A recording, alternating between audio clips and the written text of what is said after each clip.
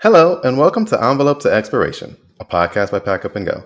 I'm your host, Carl, and I'm so very excited to be joining you all for yet another episode. I am joined today by two members of Pack Up and Go's flight crew, Chai and Sunkist. Chai and Sunkist run Mad Over Exploring, which is their travel blog and social channel. They're here to talk about all things travel and give us insight on their travels in the US, running a successful travel blog, all while working a 9 to 5 job. Without further ado, I'll allow them to introduce themselves and welcome to the show. How are you guys doing today? We are doing well, Carl. How are you doing? I am doing amazing this lovely day in Austin. It is 80 degrees where I am. How about where you guys are? Oh, What's the wow. temperature there? It's about 70 degrees out here, which is pretty good because it's been a little cold here in DC the last Lately, few yeah. days. It has been cold. Yeah, I'm originally from Chicago, and I have my entire life ran away from the cold once I was 18 and able to, right? So I moved to Taiwan for 10 years where it's warm most of the year, and now I am in Austin. But welcome to the show, guys. If you don't mind, I want to jump right into the questions. Um, what made you guys decide to start your travel blogging career and exploring the United States? There's an interesting story about it. In 2014, I moved to the United States from India, and Chai moved here in 2016. We were in a long distance relationship. So she was in Florida, I was in Maryland. So we found opportunities to meet each other in between or in different states. And that's how our Ah, passion for travel grew. We used to go to Smokies, we went to Savannah. There were like a bunch of new destinations we explored. And when we started posting about it, our friends and family would ask us for itineraries, for the destinations or experiences we are doing. So, in an effort to just share itineraries with them, I started a hobby blog initially in mhm. 2019. I called it madoverexploring.com. And I got a positive reception. But in 2020, when Chai had already moved to Maryland by then, we both, amid the pandemic, we joined forces because the whole world had come down. There was a lockdown. So after a few months, we really wanted to get out and about again. And we thought this time we should rediscover our own backyard. So what we did was focusing on social media because that's where most of the new generation, as I would say, the millennials and the Gen Zs, find their holiday inspiration from social media. We focused our efforts on putting travel content in the form of tips, guides, hacks, destination recommendations, food recommendations, stays, adventures, all of that on social media. And that I would say kind of became an official beginning to our mad over exploring journey. Mhm. That's amazing. And for each of you as individuals, did you already have a passion for travel when you met one another? Or was it something where it's like, okay, we are long distance, we're meeting up in these from different places. Now we should probably explore the world together or explore the United States at least. So where did that passion come from for each of you?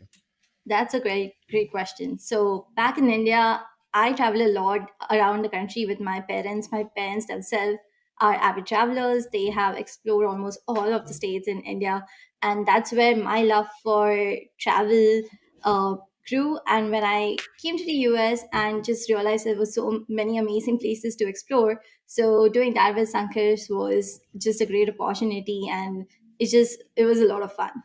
Yeah, I would say I wasn't much of a traveler back then because I was a student. So I was Mm. kind of a broke kid who moved over here, and just found this to be like a fantasy land, like the geographical diversity and the cultural diversity that's in the United States across all the 50 states just wowed me.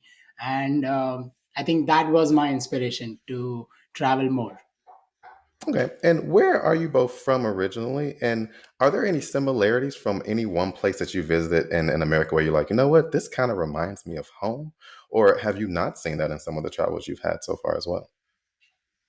So we both come from Mumbai in India, and as many of you may know, that Mumbai is a very crowded city, and it is a city that's very lively as well. It's a city that doesn't sleep.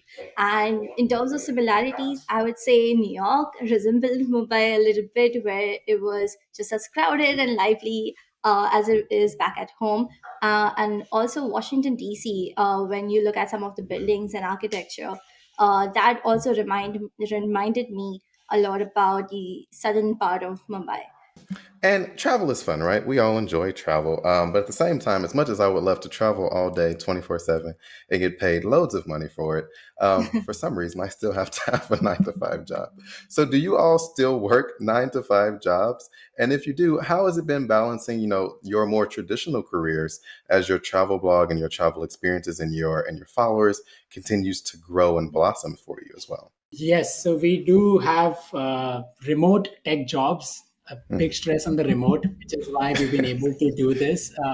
As I told you, amid the pandemic, since the pandemic, we've been working remotely, and that has given us a chance to organize our day in such a way that we, of course, focus on living our first life and making sure our work is done. But then during the holidays and the vacation time and the paid time off, all of that we plan beforehand how are we going to use it and go out and explore not just our own state but also different states of the US. So that has worked out well for us in the last couple of years, and as our flexible remote tech jobs continue, we are hoping to also expand into different regions of the world. So we just did an international trip to Paris, Switzerland, and even India.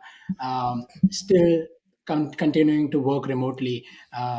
So fingers crossed that this keeps going for us. And just as you said, I believe so many of us are also having a 9 to 5 job, but wanting have that passion to go and travel.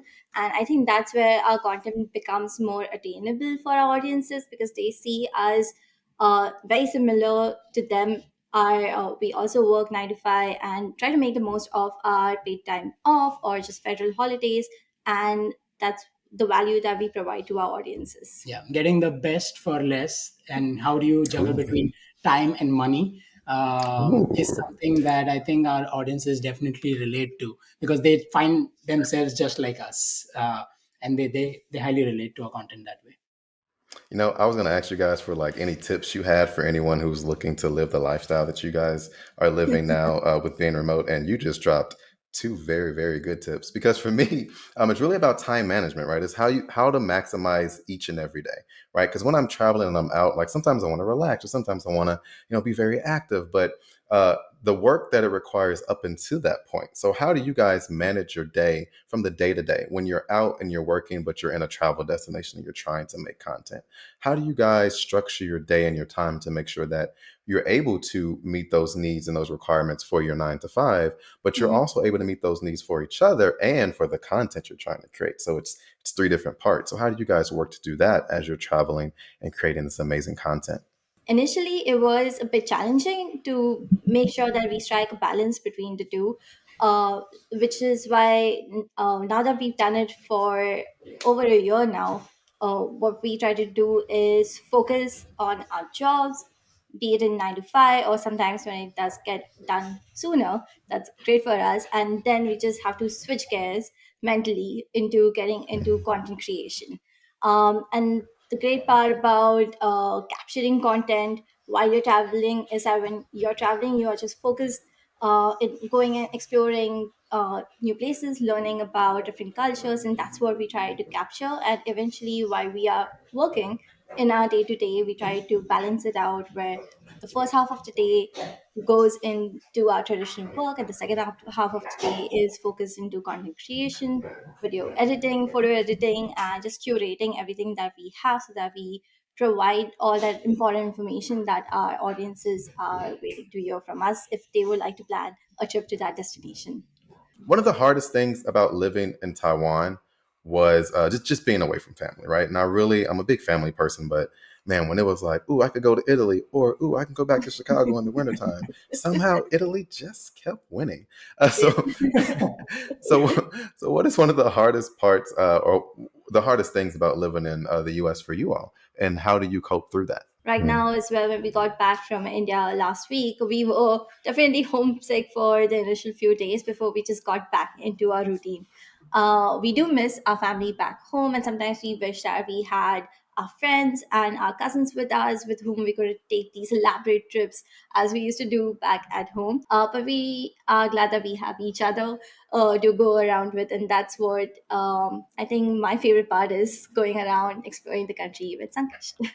Another thing I've noticed over the years is that, like, when we visit metropolitan cities like New York or Chicago, I think because it's very diverse around there, we don't really like, we just blend in, and it's very easy to explore a city like that.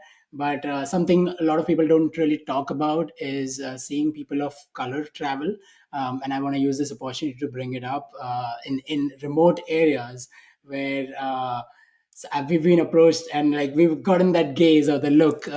So I think it's an uncomfortable to talk about, a topic to talk about, but I think that's like one of the challenges depending on the areas we would visit. But I think we've learned to cope up with that, and put forth an example and inspire other people who are just like us, who have the appreciation of outdoors and the love for travel.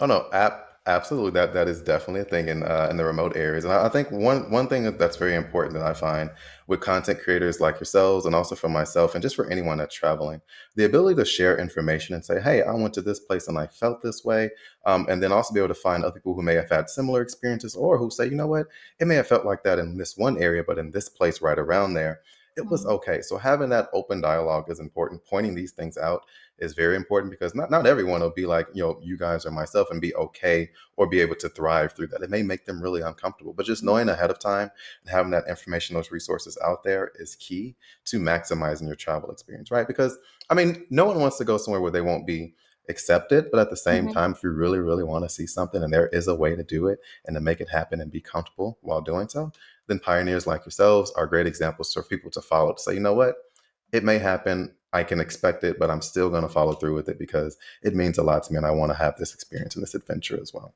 Yeah. Definitely. So, throughout all of your travels in the United States, you've been to a lot of different places and all over the world, but let's focus on the United States. I have more questions about the world, what I'll ask you guys later. Where is your favorite place that you've been, that you've traveled to, and why has it been your favorite place for you all?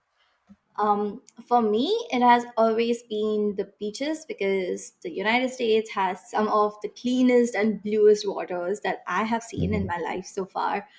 Like, one of the items at the top of my bucket list, which was a hike through the wave in Mhm. Arizona. So that's a lottery based hike that you only get access to if you're lucky. So I was very fortunate, like, we both got in, and I think that was one of my best trips so far, where I got to explore the desert and the beautiful rock formations and different hidden gems that we explored in like 8 to 9 days through Arizona. Right, there's so many outdoors things to see and so many natural waterfalls and just amazing things to kind of take in. So I'm really excited about that.